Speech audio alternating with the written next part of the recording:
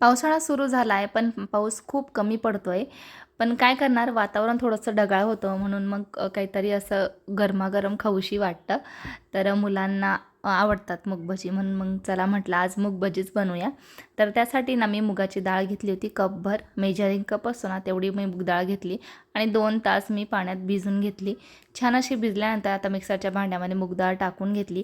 त्यापैकी अर्धी राहू दिली आणि अर्धी टाकली आणि त्याच्यामध्ये मी अद्रक, लसूण आणि हिरवी मिरची थोडंसं जिरं टाकून छान असं मिक्सरला बारीक करून घेतलं.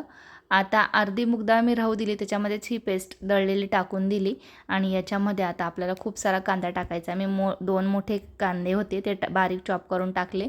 थोडीशी कोथिंबीर टाकली. याच्यामध्ये पालक जर असेल ना तर आवर्जून टाका, खूप छान चव येते. तर माझ्याकडे नव्हतं म्हणून स्किप केलं मी.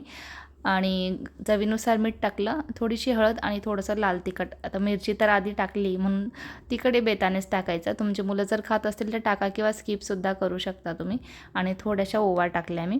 ओवाने छान अशी चव येते आणि याच्यात सोडा अजिबात टाकायचा नाही आहे.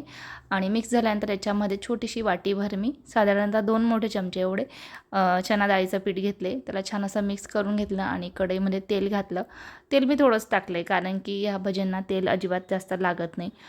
याच्यामध्ये आता एक एक करून मी छान असे गोळे सोडून देते पिठाचे आणि मंद गॅसवर आता याला आपण परतून घ्यायचे. एकदम गॅस स्लोच ठेवायचा, अजिबात मोठा कुठेच करायचा नाही, नाहीतर वरून लाल होतील आणि आतमध्ये कच्च्या राहतील. तर ह्या ठिकाणी छान अशा क्रिस्पी आपल्या ह्या ठिकाणी मूगडाळीच्या भज्या तयार झाल्या.